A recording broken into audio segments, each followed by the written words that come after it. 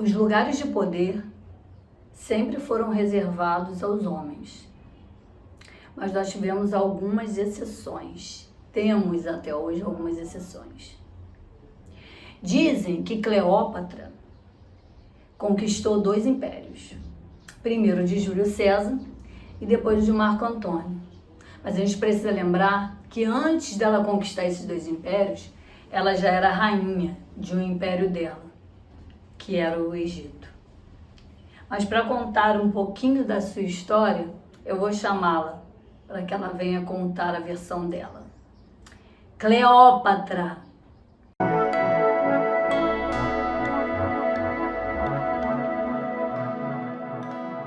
Sou Cleópatra VII, filha dos faraós, senhora do Egito e do meu próprio destino. Fui criada entre línguas, política e poesia. Aprendi que o poder não está apenas nas coroas, mas nas palavras e no silêncio que as acompanham. Minhas histórias de amor foram escritas com o mesmo fogo que queima as cidades. Não foram simples paixões, foram alianças entre corações e impérios. Com Júlio César, tudo começou quando o Egito sangrava em guerra civil. Eu estava escondida. Entrei em Alexandria, enrolada em um tapete, como um presente a ele. Quando o tecido se abriu diante de César, não foi apenas uma rainha que surgiu, foi o destino do Egito. Ele me olhou e viu mais do que poder, viu uma mulher que não se curvava. Tivemos um filho, Cesário. Por um breve instante, Roma e o Egito falaram a mesma língua, a da ambição e do desejo. Mas César foi morto e o mundo tremeu. Então Marco Antônio chegou. Ah, Antônio, ele era o fogo depois do gelo, o vinho depois da diplomacia. Um homem que ria alto, que lutava com coragem e amava com excesso. Não nos unimos por conveniência, mas por uma espécie de vertigem. Fomos amantes, aliados e, no fim, condenados. Roma nos temeu, porque juntos éramos indomáveis. Quando tudo desmoronou e o mar se tornou campo de batalha, escolhemos morrer como vivemos, com dignidade e desejo. Ele caiu sobre a própria espada, e eu, cercada pelos inimigos, deixei que a serpente me mordesse. Não por desespero, mas por escolha. Melhor morrer rainha do que viver cativa. O ar estava pesado naquela tarde, e o som distante das espadas e dos gritos de Roma ecoava no coração de Alexandria. Marco Antônio havia perdido a guerra.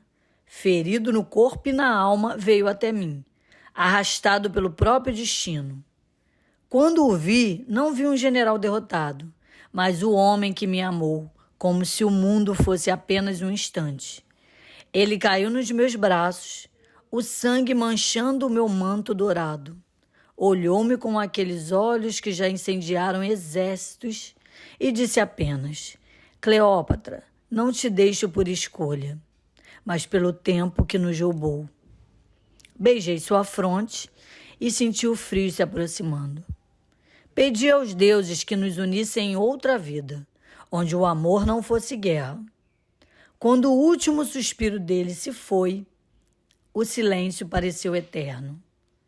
Dias depois, Roma me exigiu rendição, mas não fui feita para ser troféu. Escolhi meu fim com a mesma mão que guiou o meu império. A serpente sagrada deslizou sobre minha pele e o veneno ardeu como beijo. Assim partimos, Antônio e eu, 2 que desafiaram impérios, 2 que escolheram o amor em vez da submissão. E o Nilo até hoje guarda nosso nome nas suas águas. Porque há amores que não morrem, apenas mudam de reino. A presença das mulheres em lugares de poder sempre veio de uma estrutura de exclusão. Desde a ausência delas em cargos políticos até o apagamento no meio científico, o poder sempre foi moldado por uma lógica masculina. Mas, de uns tempos para cá, principalmente a partir da nossa conquista do direito ao voto, até a nossa escalada, né, em empresas, né, em altos cargos de empresas, essa configuração do poder, ela vem mudando.